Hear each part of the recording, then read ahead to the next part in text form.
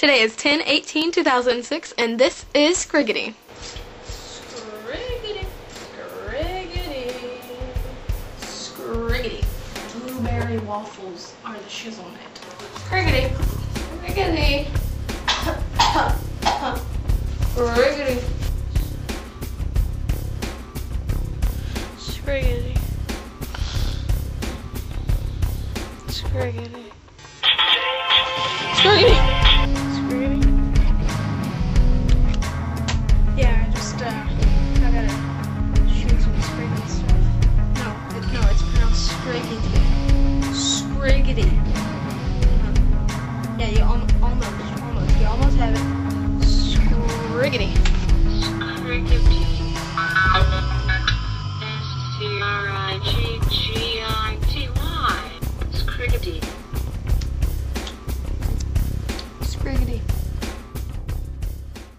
Drew and I aren't exactly Vogue material. I mean, our fashion sense is pretty limited. But we'll do our best with this news piece that we received from Chris. He says, I'm going to San Francisco to attend the Vloggies on November 4th. Is that anything like a Razzie? Rob Schneider won a Worst Actor Razzie last year for Deuce Bigalow, European Gigolo. Poor guy. And I'm probably going to have to dress up. Dress up like what? Is this like one of those post-Halloween, oops, we were too busy with our kids, but we still want to have fun too, adult bashes? I hate dressing up. What's a cool rock star way to put a scriggity spin on my duds for the shindig? Well, Chris, if this is a Halloween dress-up event, you could go as a diabetic and ask people if they have sugar-free candy. A dial-up modem. Then you could be really late and slow and just tell people it's part of your shtick. Go as a cameraman. Just film them and never say a word. Or you could go as a director and annoy people by asking them to do a few more takes of the double dip they just performed with the salsa. You can go as peace and quiet. Your wife can go as a hippie and you can go as a mime. You can go as Windows 98 and just sleep in the corner. If anyone asks, you just crashed. Or do what the teens do. Go as a bum. Sincerely, Chris. Thanks, Chris. We hope you have a good time at your little dress-up party. Last night I learned a very valuable lesson. Be careful when you eat leftover pizza, because there's always a possibility that it will make you feel like you're tripping and you will throw up. Rodents are smarter than you think. No, not so much smarter, more like better at sabotage than you think.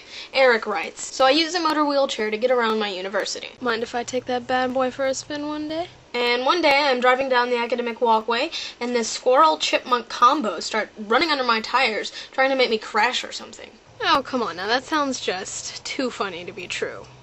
For real. I've heard of small cats, dogs, and children trying to trip up a wheelchair, but never a squirrel or a chipmunk. Then, after I think they have gone, I start seeing acorns being thrown in my direction. So even after you were able to navigate your motor chair away from them, they still wouldn't give up. Persistent little fuckers. I look around and the only things I see are the squirrel and chipmunk. Alvin, Simon, Theodore, and they didn't even try to hide. They must have got a big set of nuts. Ever since then, I swear the chipmunks and squirrels are conspiring to steal my chair from me. Yeah, this probably tops the scariest piece of news I've ever seen. However, I'm not surprised. One time, this is no joke, a squirrel stole one of my Cheez-Its at a picnic.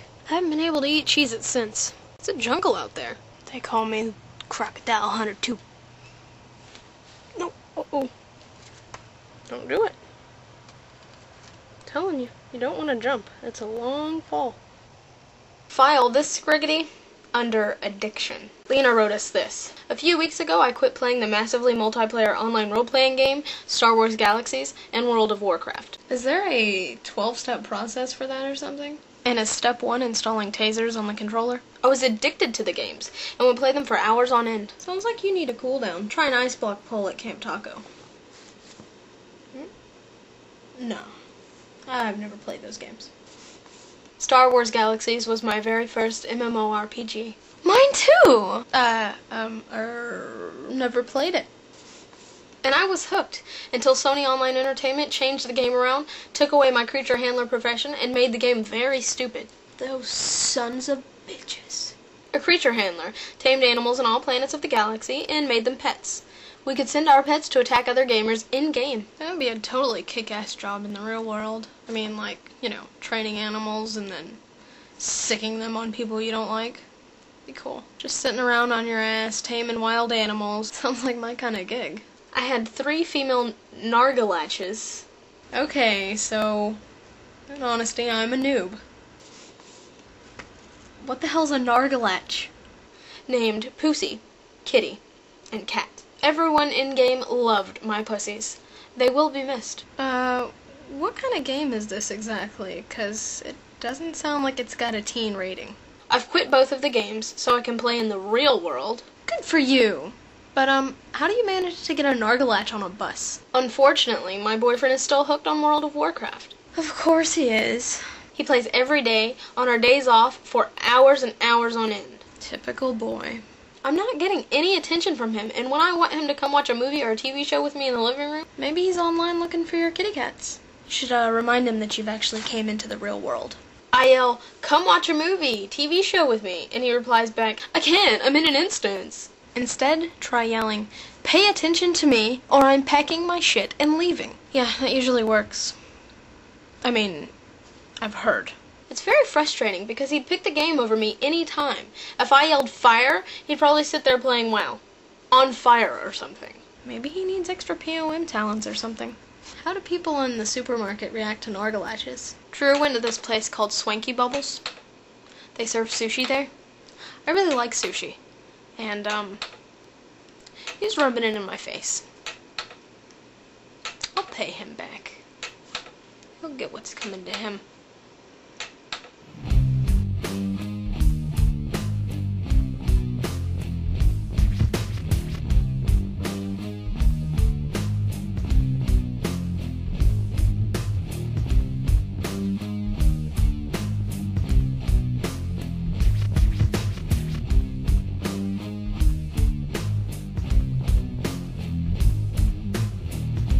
Today is 10/18/2006, and that is my phone beeping. Hey, the pizza guy's on his way. Alright, why did he just call you? Yeah, like he should be there right now. Sorry.